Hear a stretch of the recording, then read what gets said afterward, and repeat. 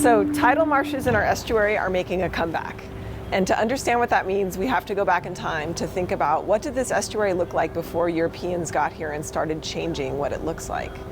If you can imagine, back around 1800, before we started really reclaiming land in the estuary, the entire edge of the bay and the entire delta were tidal marsh. So you would have this like green fringe around the bay that was about a mile or two deep.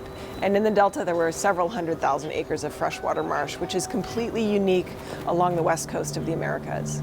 And the reason this matters is that tidal marsh is one of the most valuable ecosystems on Earth. When scientists get together and try to value the kinds of things that ecosystems do for us, like supporting fisheries, helping make the water cleaner, protecting shorelines from sea level rise, tidal marsh consistently comes out right near the top. And so it's a really wonderful resource that we have right here. Now, as time went on and development continued, we started to dike and drain the marshes. A lot of it was used for agriculture, some of it was used for urban development, and a lot of it was used for salt ponds.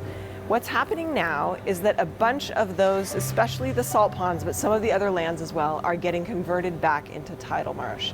And what's really exciting about that is it's an example of when people get together and decide we want to do something, we can really change the face of the estuary. Scientists agree increasing our marshland will make us more resilient to resist sea level rise.